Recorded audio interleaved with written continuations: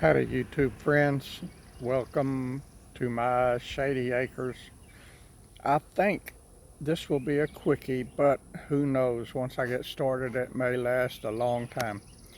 Uh, I've got my vegetables harvested for the day. They're in the kitchen ready for me to process to freeze.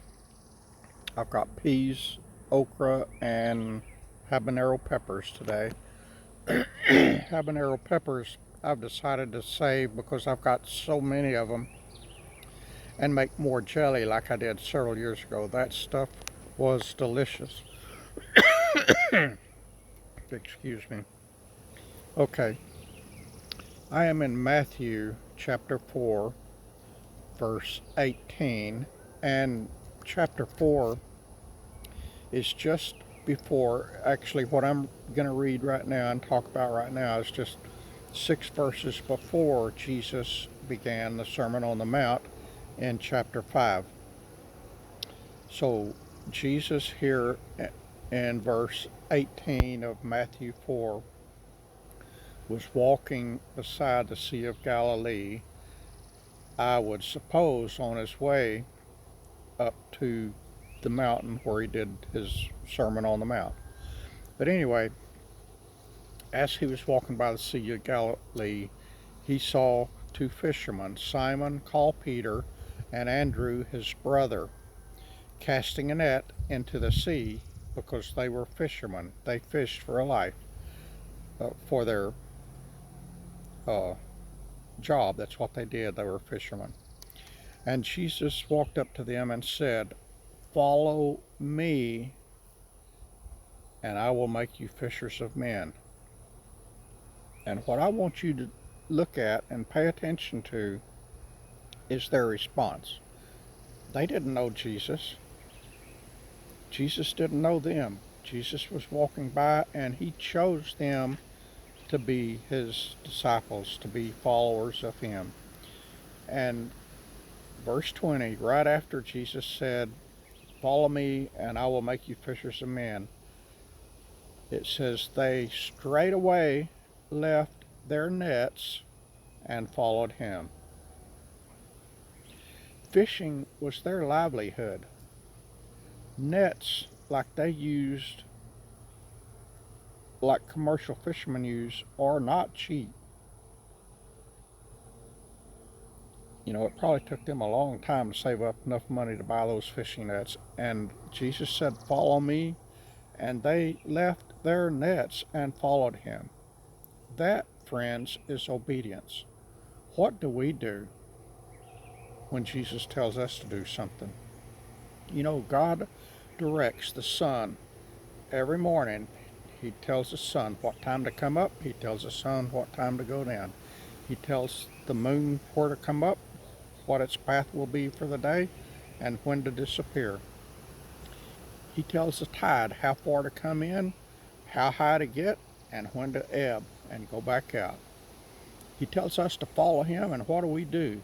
We say, "No, God." Something's wrong there, folks. Why is it that man is so disobedient and all his other creations are totally obedient? Why is it that Simon called Peter and Andrew were totally obedient to a stranger they had never seen before, and we're so disobedient? We need to be obedient servants of the Lord, and any true Christian will be an obedient servant of the Lord. I implore you that if you claim to be a Christian, you need to be serving the Lord.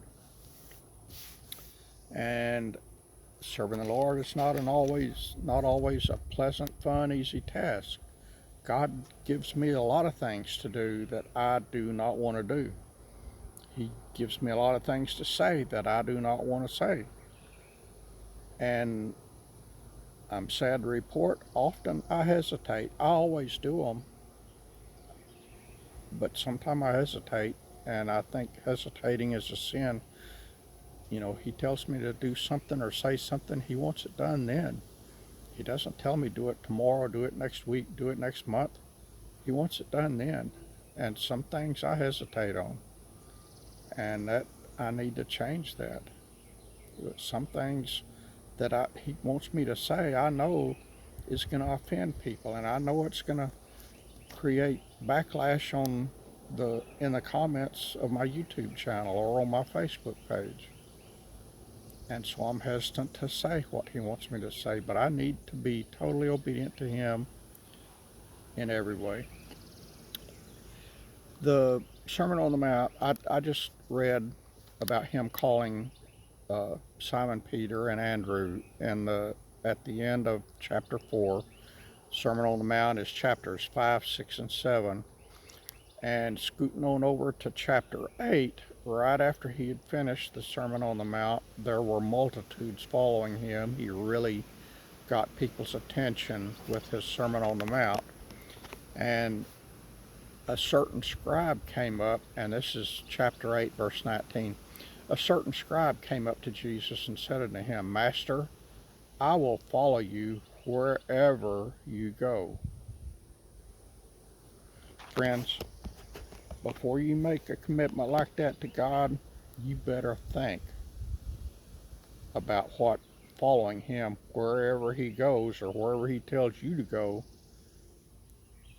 could take you. Jesus responded to him and said, Foxes have holes, the birds of the air have nests, but the Son of Man, referring to himself, has not anywhere to lay his head. Another of his disciples said unto him, Lord, suffer me first to go and bury my father. This was when Jesus was calling another disciple, and it doesn't say which one. But Jesus said unto him, Follow me, and let the dead bury the dead.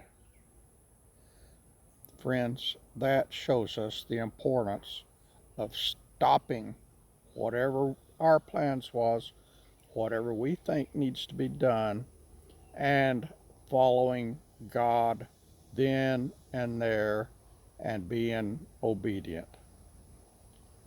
All right, that's it for now. I love y'all. I pray that you know the Lord.